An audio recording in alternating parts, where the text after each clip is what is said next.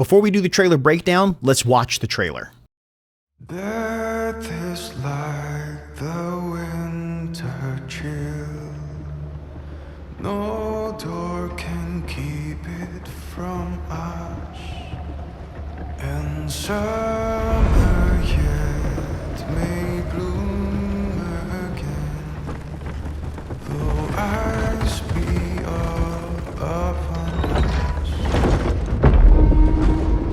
My child, there is so much to tell you, that I have run out of time. The sacrifice I made was not enough. The dark gods still feed on our transgressions. Corruption. Obsession. Deceit. Rage. You must face these demons.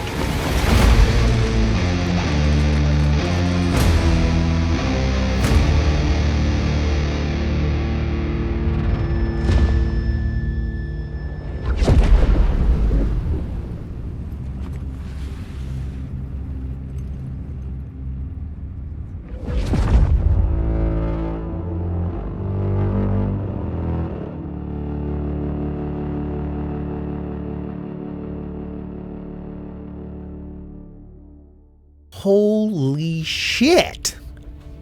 Wow. Less than 24 hours ago, I made a prediction video that is entirely wrong, completely top to bottom. I have never been so excited to be wrong in my life. That is way bigger than I expected as far as Game 3 goes. I never in a million years expected them to actually do Cathay. That is so wild. I realize this is not like a professional response, but holy crap, that was cool. You know, this is a game, Warhammer 3 is, what, 5 years in the making now? This whole series started in 2015, so I guess we're almost 6 years in, and it so clearly knows what it wants to be. I apologize for my surroundings at the moment. It's due to leaks that are now pretty obvious on Reddit. Everything got moved up as far as a timeline, and so I had to put something together really quick. This, though, I was never really excited about the divided forces of chaos being 90% of what you're playing in Game 3, and this just turns all that on its head. I mean, the possibilities that come with having an entire Warhammer world ready to the making.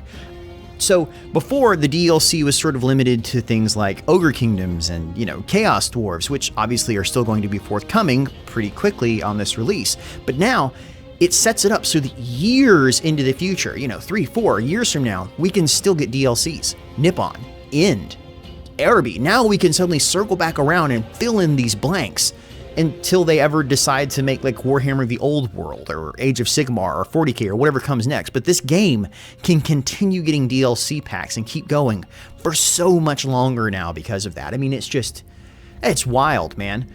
Okay, sorry, let's unpack it. Let's actually talk about what's in the DLC, what's in that trailer.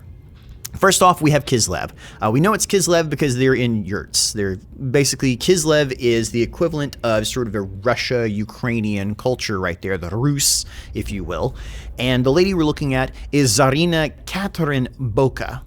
And she's got those really cool blue eyes, and she is a level 40 Disney princess Elsa, or Ice Mage in this case.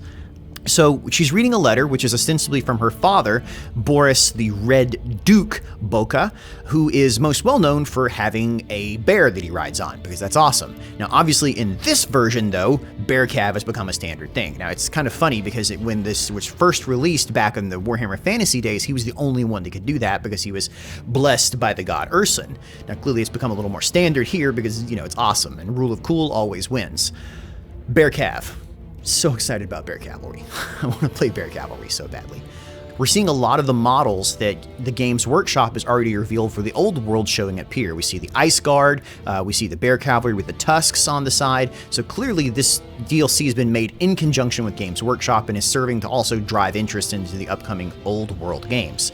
Tsarina also will have a new lore of magic, it looks like, the lore of ice magic, which should be unique to her faction. Whether or not the Red Duke himself will also be playable is sort of uncertain. He talks about a sacrifice here, and in the lore he dies around year 2517, which is sort of in the middle of the arc we're going through right now. Karl Franz is already around, the world's falling apart, and he sort of dies in the middle of all this fight, leading up to the end times. So I think there's not really another major character in the lore that's as prevalent or as awesome, frankly. You know, typically Warhammer follows the whole mage-fighter combination when it introduces new lords, so you get two options right there, and I'd be very surprised if Boris didn't show up.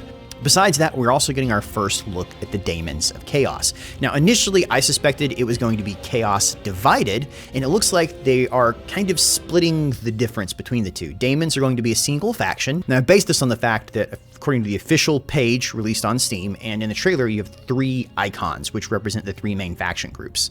So, Daemons are going to be a united faction, but more than likely, and this has not been revealed one way or the other, this is going to be 4 lords representing one of the each gods. That makes sense. So that gives you a lot of room for expansion, gives the Chaos Gods gives the Daemons plenty of different options to really start with right there. But if you can look at this image, which was created by a gentleman on Reddit, which was created by a gentleman on the forums named Today, it shows sort of the entire Chaos roster you have available to you. And there's a lot of sort of gaps in here. You'll notice that some have a lot of infantry, but no monsters. Some have a lot of monsters, no infantry. You can't really make a single army out of them. And I'm glad to see they really didn't double down on this. I'm really glad it's one demon faction with different facets, each one making them sort of unique. Not least because Slaanesh has so many breasts in their models. Like, there are breasts on everything. There's a breast snake. I'm not sure how else to describe it other than a mount. It's a snake with boobs, like lots of boobs. So many boobs. Total War has made it very clear they don't want a lot of boobies.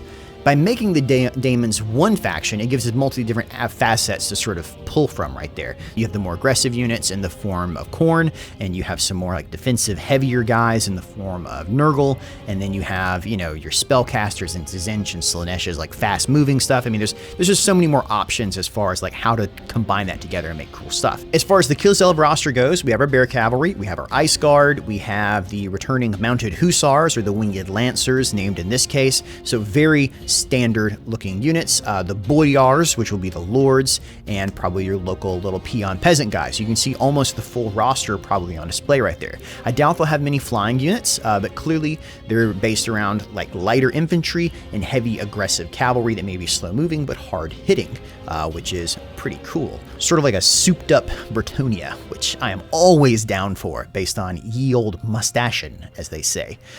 The real surprise for me, though, was Cathay. I was watching the trailer and I was at the end and I was like, oh man, that was awesome. Like, Ice Blast, Demons, this is going to be a lot of fun. And then they came back on and I was like, what? And then you see this guy look at the screen and just that eat shit grin right there. That is, whoever designed that shot knew what was happening. Oh my God, that map. When I saw the map, I started screaming. I was like, oh, it was so wild. Like, I had some people in the next room, they're like, what in the hell? I'm like, no, I mean, this is legit. This is crazy. I've been waiting for this for years. Cathay, you can see this means that, so by revealing Cathay, the larger implications here are that the Warhammer world map will be the entire Warhammer world map. It will wrap around. It will do the civilization thing. It will make it so that when you're on one side of the map, you can just keep circling. It opens up a lot of strategic possibilities and makes it so that you can fight people, like you can go immediately over to Naggarond and fight the High Elves. You don't have to circle back around the world. It changes the amount of people you can come across. So many things change by doing this in a very cool way. Now, I should point out, nothing has been revealed about Cathay so far. It is a Jade Dragon. That is all we know about it. There have been tons of very cool concepts on Reddit for the past 2 years. Some gentlemen who've been doing concept art have been going and coming up with some cool ideas for what they think Cathay could look like. There's been some speculation that Cathay would appear in the Old World, the coming up Old World reintroduction by Games Workshop, and this will be the first look at them. So this is a strong indicator that you can also expect it in the tabletop form coming up very soon. Clearly, Creative Assembly has a lot of assets to draw from, having recently made 3 Kingdoms, and so you can just crank that up to 11. It's also hard to understate how awesome it is to see a female character in a lead role on this. I showed the trailer to my wife, and she was instantly wanting to play. She used to play France back in the day, and so that idea of like bear cavalry really tapped into that. She's like, I want to fight demons. So I would expect an uptick of interest from new outside players in this one. As far as what we know for the actual game, as far as its release goes, we know that based on official CA statements that it will be available through Steam and Epic Games Store simultaneously. If you have it on Epic Games Store and Steam, you will be able to play multiplayer with each other. It's going to be cross-platform, but they have said that if you buy it through Epic Games Store, your existing DLC and stuff will not transfer currently. Now, they're working on that through Total War Access, but there's a lot to negotiate through with that one with the actual Epic Games Store, as opposed to, you know, just sort of allowing them to get free games. And so they're not saying they're going to have it now, and they're not even giving a date on that one. It could be 6 months, could be a year, so don't depend on buying an Epic Games Store and then getting access to all the other stuff. There is no word yet on what the pre-order bonus will be, but all 3 of these are confirmed as starting factions for Game 3, so that's still sort of up in the air as to what that faction will be. It's going to be a race pack, we know that, we don't know who it is though. I would expect something like Norska, yet again, so my money's still on Lamian Sisterhood, as it's going to be right on those mountains right there, so you can play in both Game 2 and Game 3.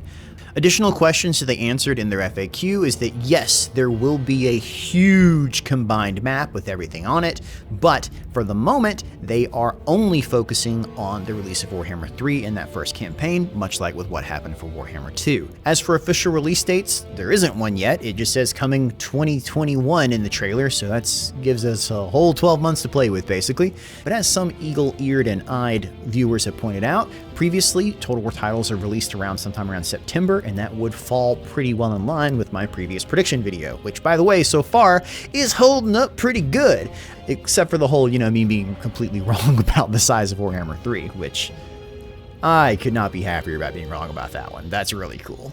Sometimes it's fun to just sit here and sort of geek out because there's just such exciting stuff coming in. I mean, what do you guys think? I mean, put it down at the bottom. You know, what is it that you guys are so excited for? What's the thing you're like, oh man, that looks badass? And this isn't one of those cases where we got this like tons of time in advance. Like, we're getting it pretty close to launch for you guys, so there's not a lot of time to polish this up and make it look good. So if it's a turd, it's a turd. The official number of starting legendary lords is 9, implying there will be 1, 2, 3, 4 for Daemons of Chaos, 2 for Kislev, 2 for Cathay, and 1 more.